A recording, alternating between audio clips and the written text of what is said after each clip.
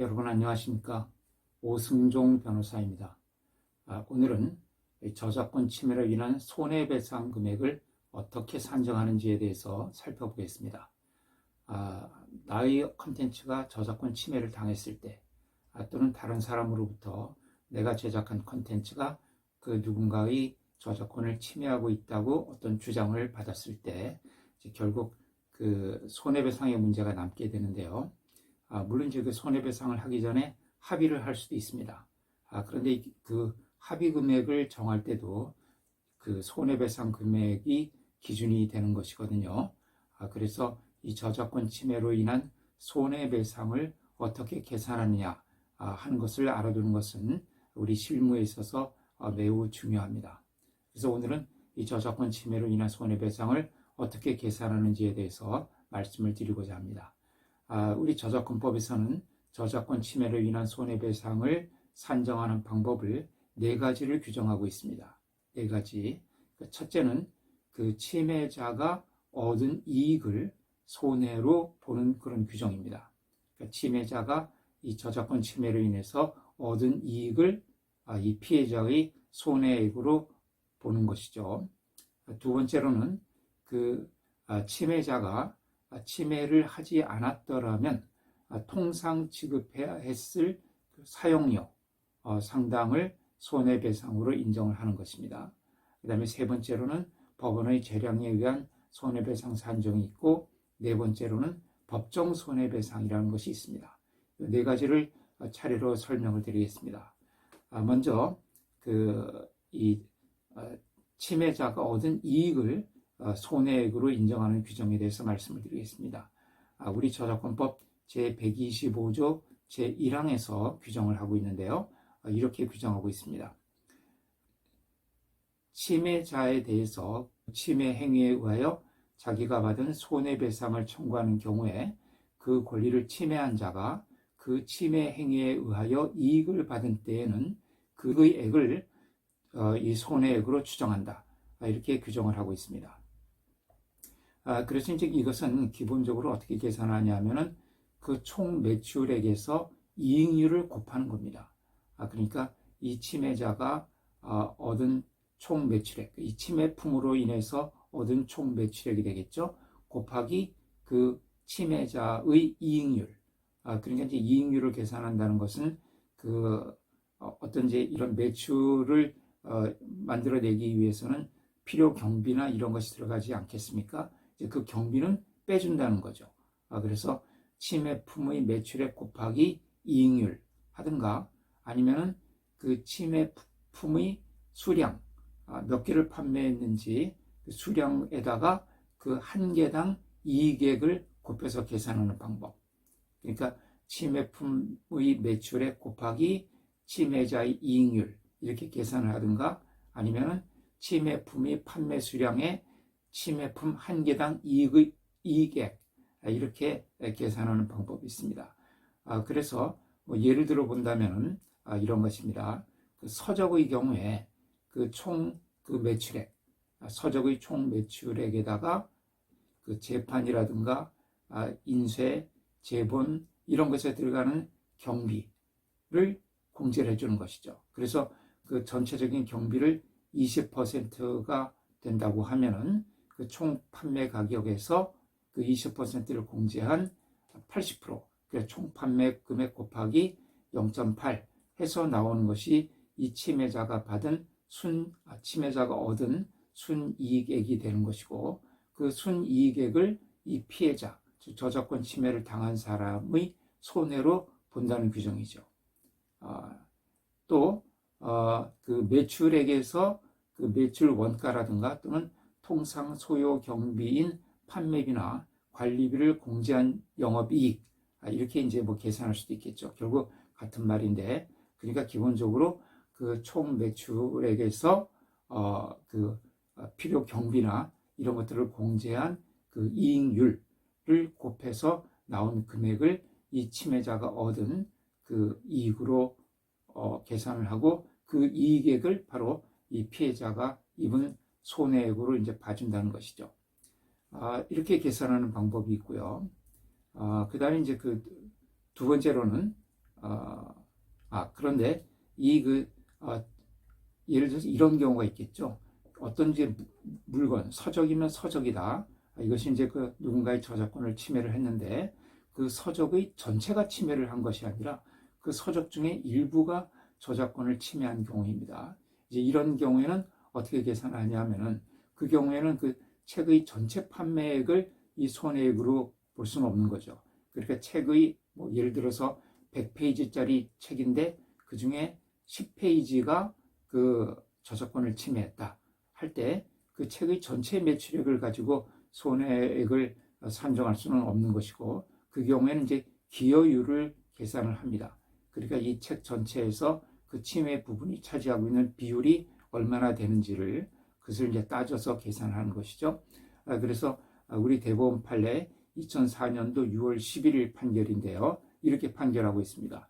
물건의 일부가 저작재산권 침해에 관계된 경우에는 침해자가 그 물건을 제작 판매함으로써 얻은 이익 전체를 그 침해 행위로 인한 이익이라고 볼 수는 없고 침해자가 그 물건을 제작 판매함으로써 얻은 전체 이익에 대해서 그 당해 저작재산권 침해 행위에 관계된 부분의 기여율을 산정을 해서 그에 따라 침해 행위에 의한 이익을 산출을 해야 된다. 이렇게 판결하고 있습니다. 그러니까 예를 들어서 100페이지짜리 책에 30페이지가 그 침해를 했다. 그런데 이 책의 정가가 10,000원이고 그 다음에 그 10,000원 중에서 이익률이 80%다. 그러면 이렇게 계산하겠죠. 10,000원 곱하기 0.8 곱하기 그 다음에 0.3. 이것이 이제 그러니까 그 책 전체에서 침해 부분이 차지하고 있는 비율이 30%니까 전체 그 이익액에서 0.3을 곱해줘야 되는 거죠. 이렇게 기여율을 가지고서 산정을 하게 됩니다. 그러니까 대부분의 이제 저작권 침해 사건을 보게 되면은 어떤 하나의 컨텐츠 전체가 저작권을 침해하는 경우보다는 그 중에 일부가 저작권을 침해하는 경우가 대부분이거든요. 그러니까 이제 그런 경우에는 이 침해품으로 인한 이익 전체를 손해액으로 보는 것이 아니라 그 중에 이 기여율, 그러니까 전체 컨텐츠 중에서 침해 부분이 차지하고 있는 비중, 그 기여율을 곱해서 거기에 해당하는 금액을 손해배상으로 인정을 해준다는 것이죠. 자, 그다음에 이제 이렇게 침해자가 얻은 이익을 손해액으로 산정하는 이런 규정이 있고요. 그다음에 두 번째는 통상 받을 수 있는 금액을 손해로 인정하는 방법입니다. 이것은 이제 저작권법 제125조 2항에서 규정을 하고 있는데요. 이제 통상 받을 수 있는 금액이라는 것은 결국 사용료에 해당하는 금액입니다. 그러니까 침해자가 침해 행위를 하지 않고 애초에 그 권리자로부터 이용 허락을 정당하게 받았을 경우에 그 통상적으로 지급해야 했을 대가를 이제 손해액으로 본다는 것이죠.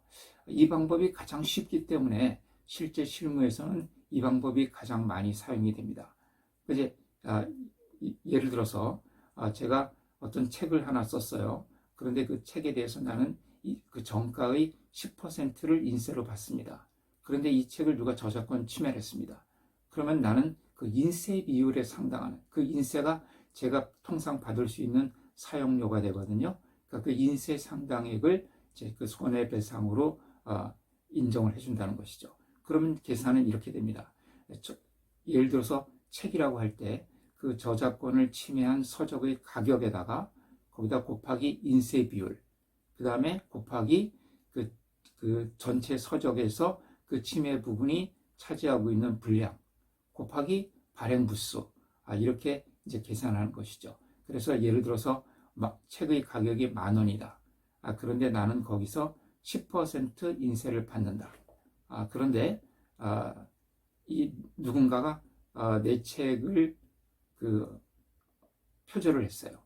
저작권 침해를 했는데 내 책의 전체를 표절한 것이 아니라 그 중에 30%, 즉 100페이지짜리 책에 30페이지를 표절을 했다. 그런데 그 책이 상대방이 판 책이 20,000부를 팔았다. 이렇게 되면은 이렇게 계산하면 되겠죠. 그 10,000원, 그 책의 정가가 10,000원 곱하기 인세가 10%니까 0.1을 곱해야 되겠죠.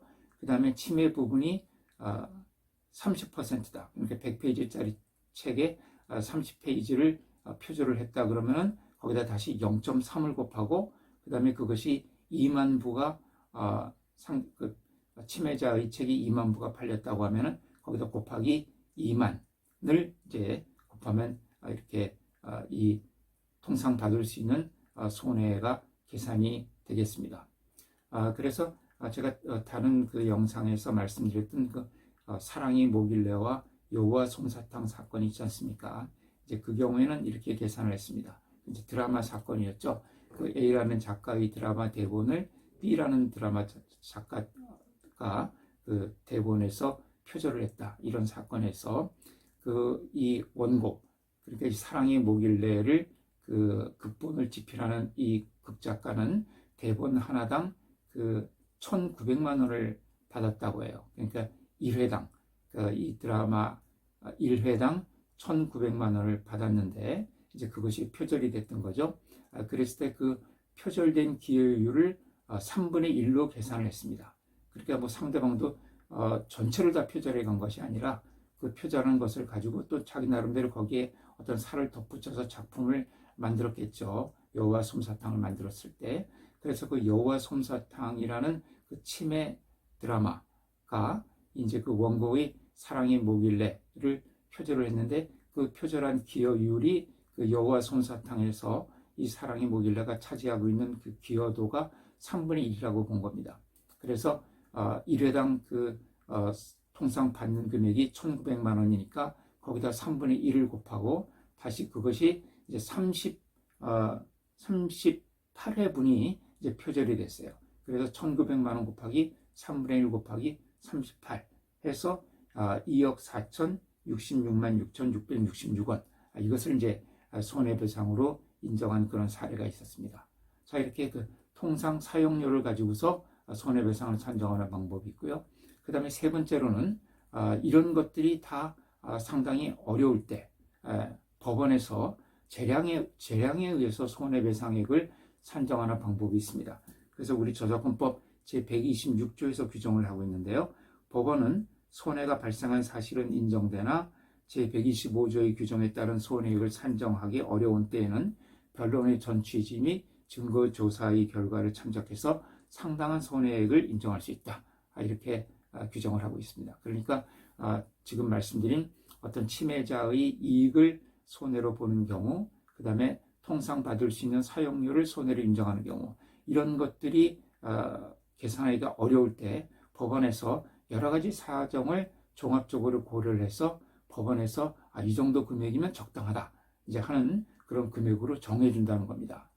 이렇게 산정하는 경우도 상당히 많이 있습니다. 왜냐하면 이제 이 계산이 앞서 말한 두 가지 방법이 굉장히 계산이 어렵거든요. 그래서 법원에서 쭉 증거 조사를 해보고 뭐 이제 이 기여율이 얼마나 되고 그 다음에 인세를 얼마나 받고 또 통상제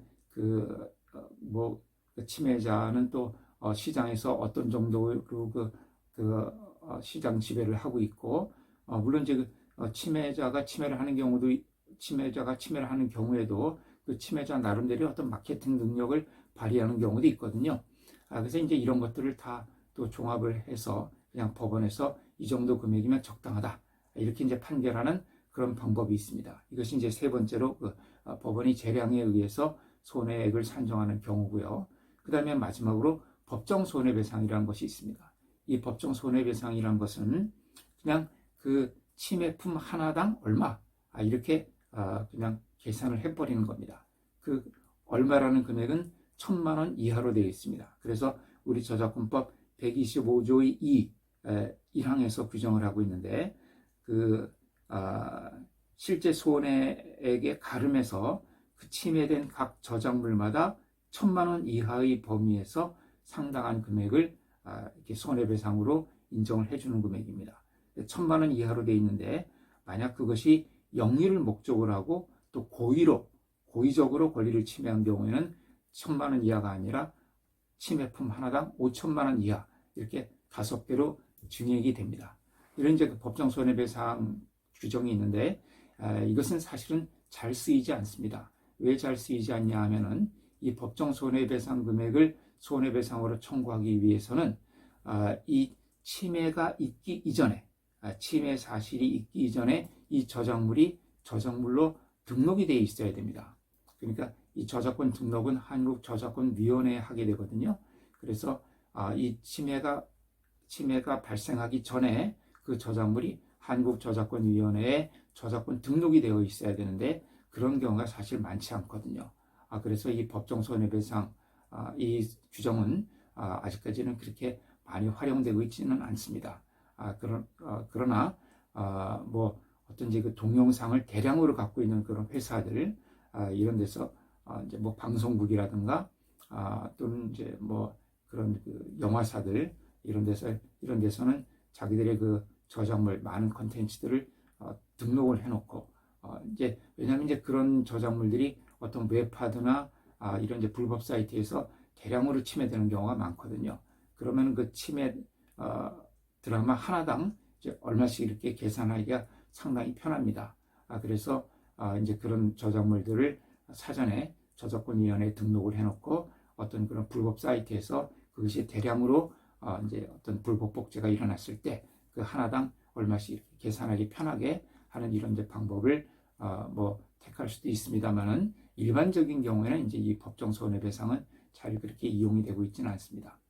종합적으로 말씀드리면 이 저작권 침해를 인한 그 손해배상을 산정하는 방법은 첫째, 그 침해자가 그 침해 행위로 얻은 이익을 손해액으로 그 인정해주는 그런 방법이 하나가 있고요.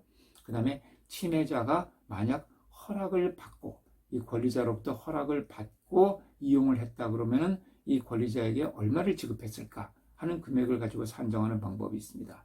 이런 경우에는 이제 보통 이제 이 권리자가 다른데 이렇게 허락을 해주고 받은 금액이 있다면 이제 그것이 일정한 기준이 될 수가 있겠죠.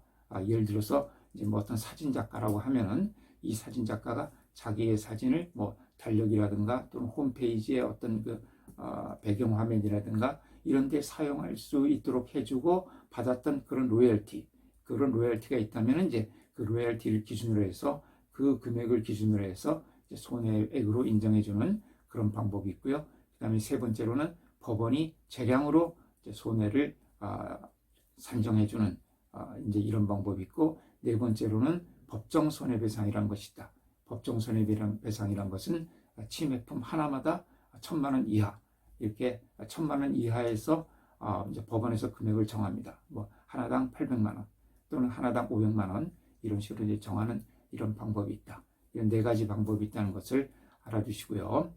그래서 뭐 나의 콘텐츠가 저작권 침해를 당했다든가 또는 누구로부터 내가 저작권 침해를 했다고 어떤 경고를 받았을 때, 그러면 이제 뭐 재판으로 가기 전에 일단 합의를 하는 것이 가장 그래도 편리하거든요. 그럴 때 이 합의금을 얼마로 할 것이냐 하는 것을 이제 정하기 위해서는 기본적으로 이것이 만약에 법원으로 갔을 때는 손해배상 금액이 얼마로 계산이 될 거냐 하는 것을 미리 한번 산정을 해 놓고 그 산정된 금액을 기준으로 해서 합의금을 보통 이제 정하게 되거든요. 그래서 합의를 하든 아니면 결국 합의가 되지 못해서 법정으로 가든 이 손해배상을 어떤 저작권 침해 사건이 생겼을 때 이 손해배상을 한번 계산을 해보는 것은 매우 또 중요하고 또 필요합니다. 그래서 그런 손해배상을 산정하는 네 가지 방법이 있다 하는 것을 오늘 말씀을 드리고요. 오늘 영상이 여러분들에게 도움이 되셨기를 바랍니다. 네, 감사합니다.